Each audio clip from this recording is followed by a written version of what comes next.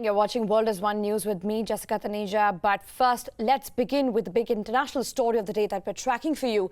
Massive ransomware cyber attack hit more than 99 countries around the world.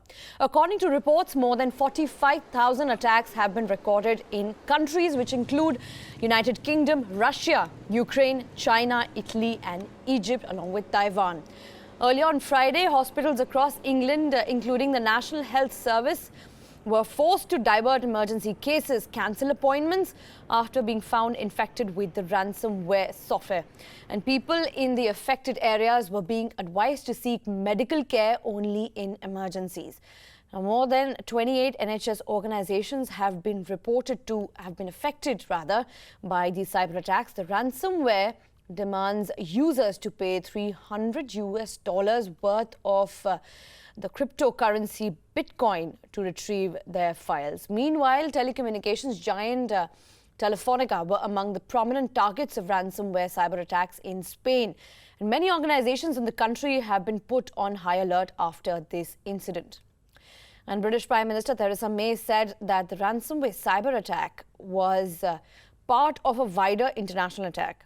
And May added that there is no evidence that the patient data has been compromised.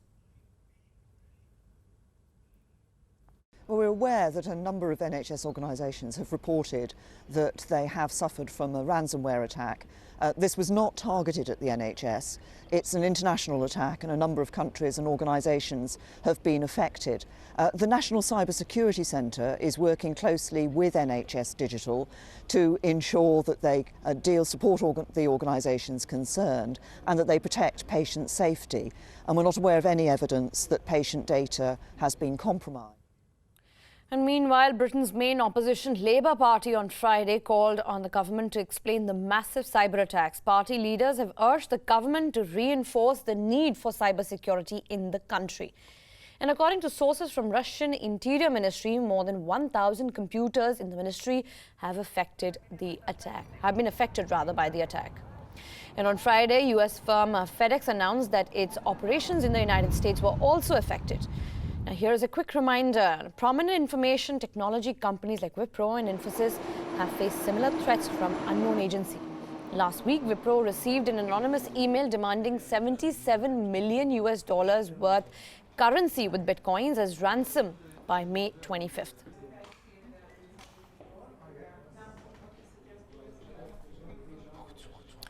And we have with us Ricardo, who's the president of the European Centre for Information Policy and Security and the current president of Cyberpol. Ricardo, my first question to you here is that massive ransom cyber attacks have hit more than 99 countries around the world. So I want to know how it started and how was it spread? Well, first of all, it's very difficult to understand where it began. I think what is important, what we have to understand at this point in time, is that this is an attack on a critical infrastructure on mass scale. And the failure from many international authorities to recognize that this is a critical infrastructure attack, and probably the very first of its kind, is a very serious and dangerous situation in the fact that unless they recognize the type of attack and who is behind the attack, it's going to be more than likely extremely difficult. In Cyberpol, for example, it's extremely difficult to pinpoint where these attacks originate from.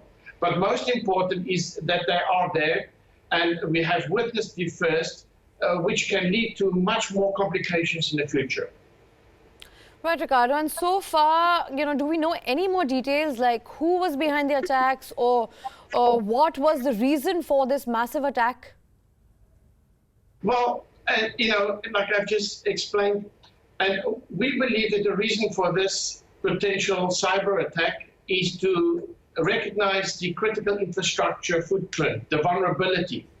And the problem with critical infrastructure is that it could very easily lead to a day zero. We have said this 18 months ago, that there's a strong probability in the very near future we will see a day zero in the cyber world. The risk here is that many cyber experts, particularly those operational security experts in cyber, that don't see the need for stepping up the security in the corporations, and the government. And what are the possible rather actions that the government is considering at the moment? I think that the real issue here is that it's not only for the governments but the corporations. The corporations who install the software, the hardware, and responsible for the CSO program, the CERT program, and the risk management program. And what we need to see here is a global effort to combat cybercrime. And the global effort to combat cybercrime as a whole needs to be understood where the origin of this crime is. We have just witnessed a few weeks ago whereby a massive amount of emails has been published, given public with the passwords. This could very well be the origin of this particular attack. And what could we do to make sure that we are not the target again if a situation like this happens? I think for the public to understand, not to be target, and for the corporations, particularly the smaller corporations, is to look at secure measures to protect your data, and look at secure measures of protecting your emails, your information. Be aware of phishing emails, be aware of phishing data. Data is vulnerable and very hard to protect. Make sure you protect your data above everything in order to protect your organization. Also, Ricardo, as I've been reading that hacking the NHS is easy because ransomware is easily available on the dark internet. Isn't that something we should be also careful of? Well, absolutely right. Ransomware today you can pretty much download from anywhere, not only the dark web. The entire web structure is flooded with different ransomware. And even a child who has very little knowledge about the cyber world can go online, download one of these strings, re-alter it with a little bit of understanding. You don't need to be a genius to do this, and send it out through emails. A lot of these ransomwares is a product that is freely available, and there's not nearly the effort made by big players such as Google, Yahoo to take it down. And then we have to look at the dark web. We must not forget the dark web is roughly between 5,000 and 10,000 times the size of the present web. And nobody really knows what is on there. But for beginning, we have to look at where we can fix the problem. And the immediate problem can be restrict the access to ransomware on the web. Absolutely. And according to you, what precautions can we take to sort of not invite such attacks here? The most difficult is to take precaution as an individual. For the individual, it's very strongly recommended be aware of the emails you get, be aware of the kind of request you get, and association of network. The insider threat is becoming a problematic issue not only in corporations, but is affecting directly the individual today. And those is basic steps we can take to minimize our risk. And how big is this attack really, Ricardo? I mean, given the fact that it's already affected 99 countries, it's quite widespread. I believe that this is the first of many, many big attacks to come. This is certainly the first one that demonstrated a global reach on critical infrastructure.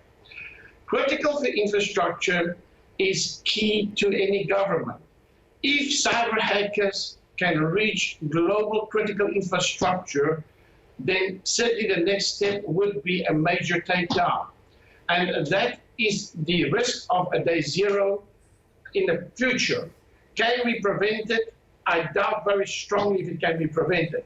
Can we get ready for it? Absolutely. And that is the message we should bring across. Get ready for a day zero in future. Also, Ricardo, this is information just coming in. The organization behind the attacks is called Shadow Brokers Group. Do we know anything about Shadow Brokers Group at the moment? There is many of these groups that just call themselves names. Ultimately, you have many at the same time of the hackers, black hat hackers or grey hat hackers that belongs to different groups at the same time. So it's irrelevant what the group is called. What is really important is that the global authorities begins to understand that we have hackers that's not certified on both sides of the line. They work for law enforcement, but at the same time they work for themselves, whoever they can hack and pay to get hacked. And this is the problem with the hacking or the cyber industry in itself. We need a very strong regulation on capability. And since there's no proper regulation, it's enough to say, well, don't do. But we have to also prevent to do. In other words, a person who's qualified to have certain knowledge must have at least a regulation on how to use such knowledge on the web. And that would be the most logical step for global authorities to accumulate the structure to build such a regulation. If we should fail such type of regulation in the future, we can only witness and say today we are witnessing the beginning and the birth of a new generation of cyber hackers. Also, my last question to you, Ricardo. Buying ransomware, is one of the fastest growing trades on the dark internet and otherwise, as you mentioned.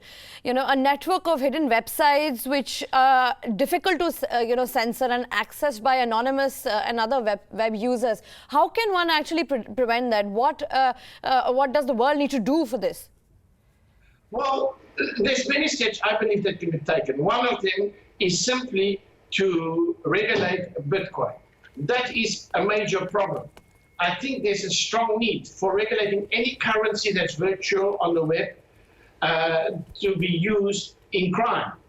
And that's the first step. The second step is, I think, is that we have to rethink the way we look at protecting the internet, our identity online. I think a global reform needs to be taken place so that we can monitor who is online in a sense of criminality. The biggest problem is that the internet is pretty much open the door to your house. Everybody has a computer most of the time these days. Everybody has a phone or mobile phone. The minute you have internet access, the criminal can be in your home without having to need the phone or key. And that's the real big problem. We need to have an identification system in place that global internet players can positively identify everybody on internet and the whereabouts if such crime happens. Well, thank you there, Ricardo, for joining us on the broadcast this morning. Certainly appreciate all your inputs and you actually particularly warning us about the attacks otherwise.